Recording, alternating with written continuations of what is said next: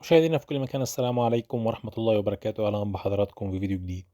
النهاردة بإذن الله هنتكلم معاكم عن تجربتي في شغل في إحدى المصانع الصناعات الغذائية كشغلي كمهندس إنتاج ومهندس جودة. اشتغلت في فترة كبيرة جدا في المجال ده يا جماعة كمهندس زراعي.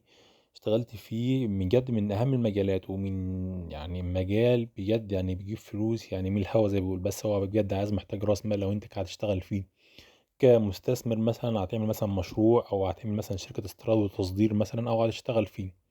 انا من واقع تجربتي يا جماعة المجال ده بجد من اهم المجالات في مجال الانتاج النباتي اللي ممكن اي مهندس زراعي يقدر يشتغل فيه، وبالذات البنات والصبيان برضو تقدر تشتغل فيه، او اي قسم. كان معايا يعني يمكن ناس كتير جدا من اقسام مختلفة: قسم اراضي، قسم صناعات غذائية، قسم انتاج نباتي، قسم وقاية نبات.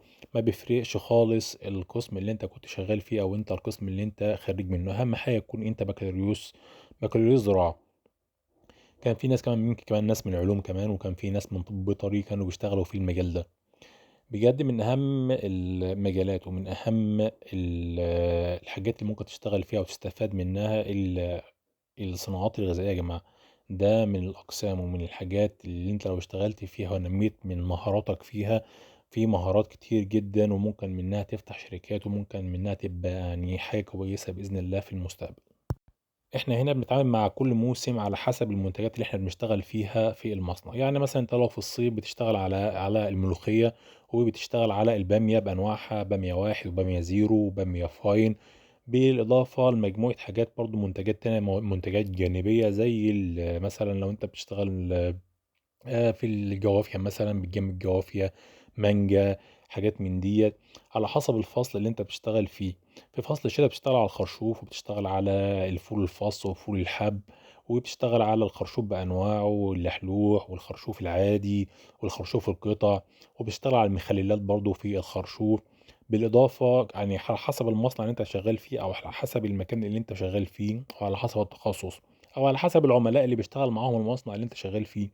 لأن بعض المصانع ممكن تشتغل في المخللات بس، في بعض المصانع ممكن عشان ما عندهاش مثلا اللي هي ما عندهاش تجميد بتشتغل بس مخللات، في مصانع عندها تجميد بتشتغل في الملوخية، بتشتغل في الخضر، في الخضروات عموما، سواء بصل مثلا، سواء مثلا سبانخ. بالإضافة للفواكه، في برضو بعض المصانع بتشتغل في الفواكه يا جماعة. والله بجد مجال وحاجة كويسة جدا للي هيشتغل في المجال ده ويطور من مهاراته. ايه المجال محتاج بس منك شوية صبر، ومحتاج منك شوية شغل على نفسك، واللي انت اما تشتغل في المكان ده لازم تستفاد من الناس اللي شغالة. معظم الناس اللي بتشتغل في المجال ده يا جماعة هم يعتبروا تجار بس، ما يعرفوش حاجة عن المجال الزراعي او كلام من ده. هو بالنسبة له هو راجل معاه فلوس او معاه راس مال، عايز ناس تشتغل عنده وعايزة تجيب فلوس، وبيشتغل بناء على كده بقى بيشتغل في المجال ده. مجال يعني في ناس شغالة فيه برأس مال بمجرد بس اللي هي فاتحة بس شركات استيراد وتصدير، وبتجيب وبتجيب عملاء من بره، او عملاء مثلا من دول الخليج، او عملاء من اوروبا، وبتصدر لهم المنتجات ديت عن طريق الشركة بتاعته.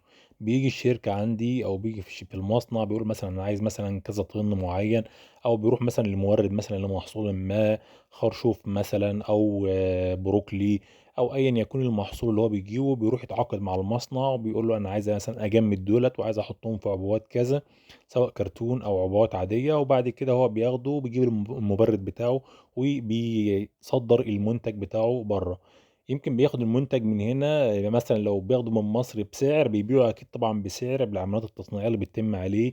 مكسب بجد رهيب يا جماعه، والله بجد من المجالات اللي بتجيب مكسب رهيب. انا اشتغلت في المصانع دي وفي المجال ده حوالي 3 سنين، اتعلمت فيهم كتير جدا عن الصناعات الغذائية. يا ريت يعني انا لو معايا راس مال كنت دخلت في المجال، يعني انا فاهم شوية، ولو عندي عملاء مثلا من دول عربية او من دول اوروبية يا ريت كنت ممكن اصدر لهم منتجات زي كده.